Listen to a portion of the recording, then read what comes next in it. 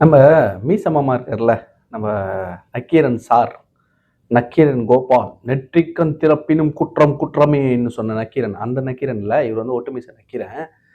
இப்ப சமீபத்தில நல்லகண்ணு ஐயா அவர்களுடைய மரணம், அவருடைய இறுதி அஞ்சலிக்கு போயிருந்தேன். அப்போ வந்து நான் அவர பார்த்தேன். நேர்ல பார்த்தேன். அப்பதான் சொன்னேன், "இங்க பார்றா, கோபால் கூட வந்துருக்கிறார்றா" அப்படின்னு சொல்லி கூட வந்த நண்பர்ட்ட சொன்னேன். அவன் சொன்னான், "ஏய் ஆமாடா, உண்மையிலேயே மீச தான் போல இருக்குதுடா. நான் கூட ஒட்டு மீச நெனச்சேன்" அப்படின்னான். "டேய் என்னடா பாவம் அவ்வளோ பெரிய மனுஷன கலாய்க்கிறியே" அப்படின்னேன். அவன் சொன்னான், "இந்த ஆள் பண்ற வேலைக்கெல்லாம் எதுக்குடா மீசைய வச்சுக்கணும்? நல்லகண்ணு ஐயா மீசைய எப்படி வெள்ளைக்காரன் புடுங்குனான் அப்படின்றத நம்ம கேள்விப்பட்டுருக்கோம். இந்த ஆளுக்கெல்லாம் எதுக்கு மீசை?" அப்படின்னு கேட்டான். பாவம் எனக்கு அந்த இறுதி சடங்குலருந்து எதுக்கு அந்த ஆள பத்தி பேசணும்?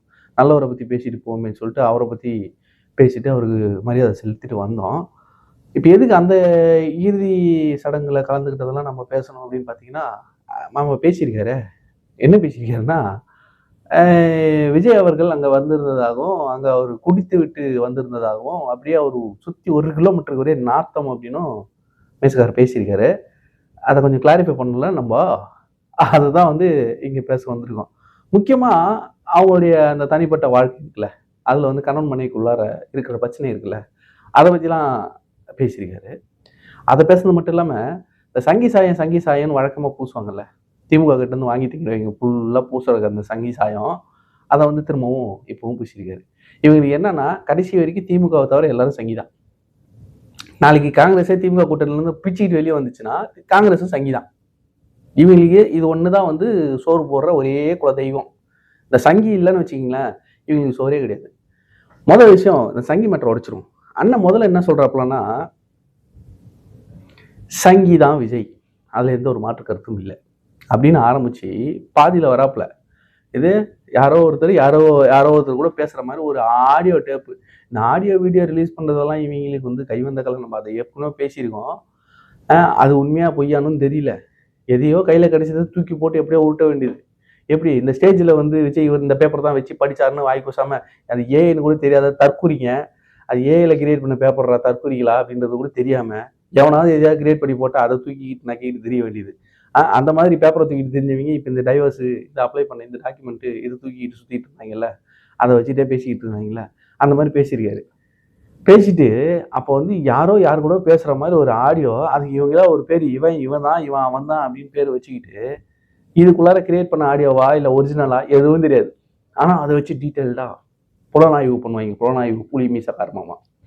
இத பண்றவரு என்ன பண்ணாரு, அதுல வந்து அவிங்க பேசிக்கிறாய்ங்களாம், இந்த மாதிரி வந்து ஜனநாயகன முடக்கிட்டாய்ங்க. 41 பேர் உயிர் இப்ப 40 கரூர் சம்பவம் பண்ணி முடக்க பார்த்தாங்க. ஜனநாயகன முடக்க பார்த்தாங்க. சிபிஐல முடக்க பார்த்தாங்க. ஏன்டா ஜனநாயகன முடக்குனது பாஜக தானடா? அத பேச வேண்டியது தானடா? பாஜக தானடா முடக்குச்சு. உங்க சிபிஐ விசாரணை யார்றா பண்ணது? மத்திய அரசு தானடா பண்ணுச்சு. அப்படின்னு பேச சொல்றாப்ல. முதல்ல என்ன சொன்னேன்? சங்கின்னேன். சங்கின்னா பாஜகக்காரன். பாஜகக்காரன் பின்னாடி என்ன சொல்ற? நீ உன்னைய வந்து முடக்குனது பாஜகக்காரன்ன்ற. சங்கியா இருக்கிறவன பாஜக எதுக்கு முடக்கும்? நீ எப்படி ரைட் ஹேண்ட்ல தான் சாப்பாடு சாப்பிடுறியா மாமா அப்படின்னு கேட்க தோணுது இல்லையா?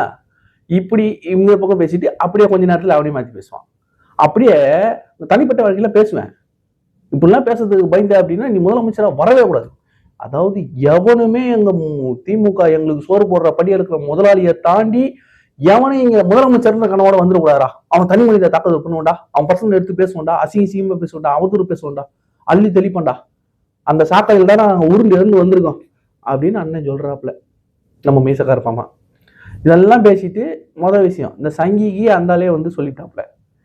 கடைசி வரைக்கும் இவங்க அரசியலுக்கு வந்ததுல இருந்து பாஜகவுடைய அழுத்தம் எப்படி இருக்குன்றது எல்லாருக்கும் தெரிஞ்ச விஷயம். ஆனாலும் இவன் பாஜக பி டீம் ஊட்டிட்டு தான் இருப்பாங்க. 2வது விஷயம், நல்லகண்ணு ஐயா சாவுக்கு வந்தாரே, அதுல சஸ்பென்ஸ்னு வச்சு செய்தி போட்டானா. செய்தி போட்ட ஊடகத்தை காரி துப்பு. உனக்கு தான் மீசையை தாண்டி துப்ப வரும்ல, துப்ப வேண்டியதானே. ஏன்டா அப்படி செய்தி போடுறீங்கன்னு. முக்கியமா அவர் வந்த உடனே சுத்தி மக்களோ, இல்ல அவங்க கட்சிக்காரங்களோ, இல்ல தொண்டர்களோ, நீங்க சொல்ற மாதிரி ரசிகர்களோ யாரும் மேல விழுந்து போறான்ல. கேமராவை தூக்கிக்கிட்டு அப்படியே வந்து தொங்கல. இந்த ஊடகங்கள் நீங்க நிக்கிறீங்கல்ல, உங்க ஆளுங்க தான் தூக்கி தொங்கிட்டு இருந்தாங்க அவர் பின்னாடியே. மேல அப்படியே உழுந்து போறான்றாங்க. வேற யாரெல்லாம் அவ்வளவு அலப்பறை பண்ணல. கேட்க வேண்டியதானே மீடியாவை. என்னடா தலைப்பு போடுறீங்க? சஸ்பென்ஸ்னா அது ஒரு இளவு விடுறா, இளவு துக்கம் கட்ட வந்திருக்காரு. அது என்னடா தலைப்பு வைக்கிறீங்க கேட்க வேண்டியதானே. இதான் மானமுள்ள ரோசமுள்ள மீசக்கார மாமா வச்சே கேட்க வேண்டியதானே. அதை கேட்க மாட்டேன். அதையும் இங்கே வந்து கோத்து விட்டுருவேன். சரி, இரங்கலுக்கு வரலன்னா இதுக்கு கூட வரலையான்னு கேட்பேன். வந்தாருன்னா பாரு பேருக்கு வந்து போயிட்டாம்ப. உனக்கு பேசணும் அவ்வளவுதானே, கண்டென்ட் கொடுத்தாச்சு, பேசிக்க சம்பாதிச்சிக்க சோறு தின்னுங்க, ஒன்றும் பிரச்சனை இல்லை. அடுத்து வந்த ஒரு குடிச்சிட்டு வந்துட்டாருங்க. 11 மணிக்கு வந்தாருங்க. வாய் குசாம பேசுறாங்க. நாங்க வந்தோம் எத்தனை மணிக்கு வந்தோம்? 6:15 நாங்க வந்தோம். நீங்க எங்களுக்கு முன்னாடி தான் உள்ள போய் எல்லாம் போட்டு போனீங்க. சரியா? இதுக்கு நடுவில் முதலமைச்சர்னு ஒருத்தர் வந்தா தெரியுமா? முதலமைச்சர், துணை முதலமைச்சர், நம்ம ஏவா வேலு அவர்கள், சேகர் பாபு அவர்கள், ஆராசா அவர்கள், இவங்கெல்லாம் எங்களுக்கு முன்னாடி நாங்க வந்துட்டோம் முதல்லயே. ஆனா பேரிகேடு போட்டு சுத்தி எல்லாத்தையும் லாக் பண்ணி 1/2 மணி நேரம் உள்ளவும் போகல, வெளியும் வரவில்லை.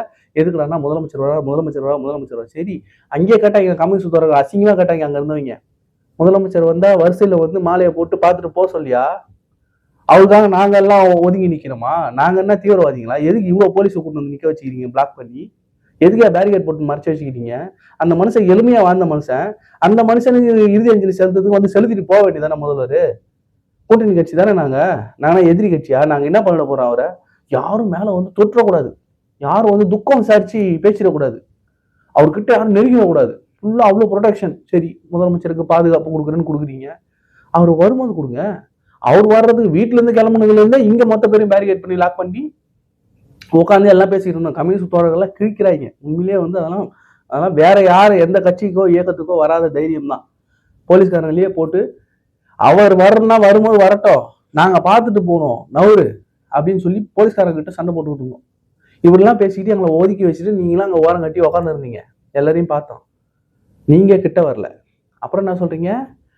மணியரசன் தோழர் இருக்காரு, அவர் அங்கேயேதான் இருக்காரு, அவரை பார்த்து துக்கம் விசாரிச்சாரா, கிட்ட வந்தாரா அப்படின்னாரு. முதல்ல இந்த சாராய மேட்டருக்கு வரேன். குடிச்சிட்டு வந்தான்னு சொன்னீங்கல்ல, அது வந்து உங்களை மாதிரி ஆட்கள் இந்த தமிழ்நாடு ரிலீஸ் பண்ணதுல டாஸ்மாக்ல வீரன், அந்த மாதிரி வீரனை இறக்கிட்டு வந்திருப்பீங்க மேசக்கார அவர்களே. அந்த நாத்தமா இருந்திருக்கும். அங்க யாருன்னா குடிச்சிட்டு வருவாங்களா? முதல்ல அங்க வாட வந்ததா? வெறும் ரோஜா மாலை வாசமும் அங்க நின்றுட்டு இருந்தவங்க அவங்களுடைய அந்த ஒரு ஏக்கம் வந்து அங்க இருந்தது. ஆனா நீ என்ன சொல்ற? குடிகாரன் குடிச்சிட்டு வந்துட்டான், குடிச்ச நாத்தம் 1 கிலோமீட்டருக்கு அடிக்குதுன்ற. அவ்வளவு தோழர்கள் நாங்க கம்யூனிஸ்ட் தோழர்கள். அதுக்குதான் வர அடுத்து நம்ம கம்யூனிஸ்ட் தலைவர்களை பார்த்து ஒரு ஒரு ஒரு ஒரு செகண்ட் துக்கம் அனுசரிச்சாரா? அங்கதான் கம்யூனிஸ்ட் பொதுச் செயலாளர் வீரபாண்டி இருந்தார். அவர் கையை பிடிச்சி அவ்வளவு நெருக்கமா வந்து அவர்கிட்ட ஆறுதல் சொல்லிட்டு, பக்கத்துல ஒரு பெண் தோழி கூட இருந்தாங்க. கம்யூனிஸ்ட் டிஷர்ட்டை போட்டு கூட அங்க பக்கத்துலேயே நின்றுட்டு இருந்தாங்க. இவங்களுக்கெல்லாம் வராத வாட உனக்கு மட்டும் எப்படி மாமா மோப்பம் முடிச்சு அவ்வளோ தூரம் வந்துருச்சா இருந்தவங்க சொன்னாங்களாம். நான் கேட்குறேன், அதே கம்யூனிஸ்ட் தோழர் வீரபாண்டி அவர்கள், ஆமாங்க விஜய் கிட்ட வந்தாருங்க, அவர் குடிச்சிட்டு வந்துருந்தாருங்க, வாடை என்னால் தாங்க முடியலங்க, ஒரு வார்த்தை சொல்லட்டும். இல்லைன்னா நீ பேட்டி எடு, அன்னைக்கு உங்க கிட்ட வந்தாரே வாடை வந்தா பேட்டி எடு. நீ சரியான மீசை வச்ச நீ நக்கீரனா இருந்தா பேட்டி எடு மாமா. நான் அதான் சொல்றேன், வேற எதுவும் கேட்கல.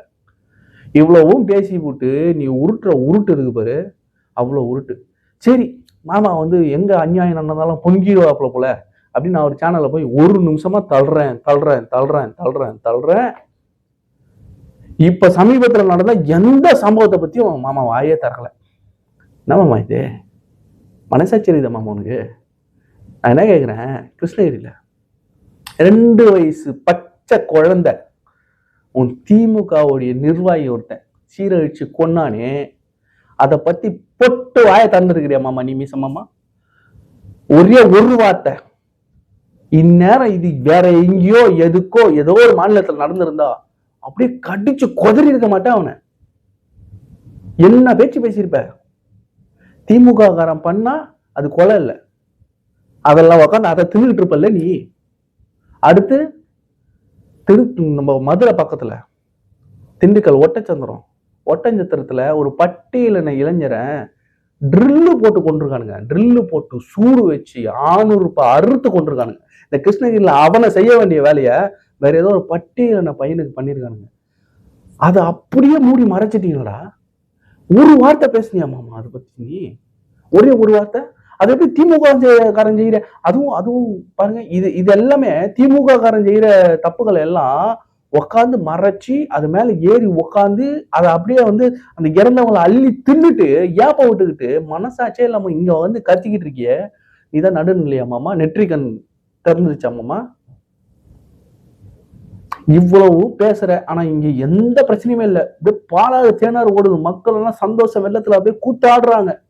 உங்க முதல்வர் அப்படியே வந்து ஒரு டிஜிபியை போடுறதுக்கு கூட முடியாத ஒரு முதல்வர், அவரை வச்சுக்கிட்டு நீங்க இந்த பேச்சு பேசுறீங்க. ஆனா வேற யாரும் வந்துடக்கூடாது, மக்கள் ஆதரவு பெற்றக்கூடாது. அதுலயே வந்து அங்க ஆதரவு வரக்கூடிய பெண்கள், எப்பா இவங்க கிட்ட ஒரு பேட்டர்ன் நான் பார்த்துட்டேன்பா. ஃபுல்லா எல்லாரும் அங்க வரக்கூடியவர்கள், ஆதரிக்கக்கூடியவர்களை இழிவா பேசி, அசிங்கமா பேசி, அந்த குடும்பத்துல இருக்கிறவங்க அந்த அந்த பிள்ளைகளை வந்து ஆதரவா அனுப்பவே கூடாது. இங்க இவர் சொல்றாரு உதாரணத்துக்கு, ஏதோ ஒரு பேர், ஒரு பிள்ளை பேரை சொல்லி, நான் வந்து கஷ்டப்பட்டு ஸ்கூல் வரைக்கும் முடித்தேன், கல்லூரி படிப்பு செலவை நான் முதல்வன் திட்டத்தின் மூலமா அரசு ஏற்றுக்குச்சு, அவரால் தான் நான் படிக்கிறேன் அப்படின்னு சந்தோஷப்பட்டு ஒரு பிள்ளை வந்து சிலாகிச்சு பேசுறப்ப இன்னொரு பிள்ளை பேசிச்சு, பேட்டி கொடுத்து, பார்த்தியா நீ கொரோனாவுக்கு அரசுக்கு நான் படிக்கிறதுக்காக சேர்த்து வச்சிருந்த 5 லட்ச ரூபாய் நிதியை நான் அரசுக்கு வந்து கொரோனா நிவாரணமா கொடுத்தேன், அதுக்கு பாராட்டு தெரிவிச்சு விளம்பர மாடல் அப்போ முதல்வர் நம்ம மு.க. ஸ்டாலின் அவர்கள் வந்து என்ன சொன்னார், உன் படிப்பு செலவு பூரா நானே ஏத்துக்கிறேமா, அரசே ஏத்துக்குமான்னு சொன்னாங்க. ஸ்கூலுக்கு மட்டும் 2 வருஷம் கட்டினாங்க, காலேஜுக்கு ஃபீஸ் கட்டாம கை விட்டுட்டாங்க.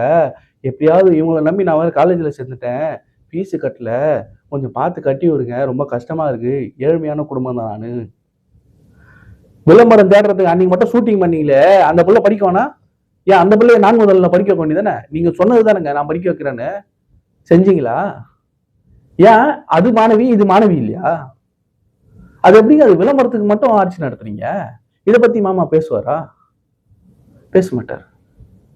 இவ்வளவோ சுத்தி சுத்தி எது நடந்தாலும் அதை பத்தி வாயே திறக்காம, சம்பந்தம் இல்லாம அவ்வளவு ஆபாசம், அவ்வளவு அட்ராசிட்டி.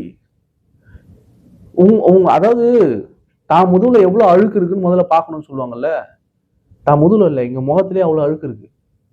பேசமாமா, தயவு செஞ்சு அதெல்லாம் பேசுமாமா. நானும் ஒரு நிமிஷம் இதெல்லாம் தேடி பார்த்துட்டேன், மொத்தமா தேடி பார்த்துட்டேன். விஜயை பத்தி ஒரு 10 வீடியோ போட்டிருக்கேன்.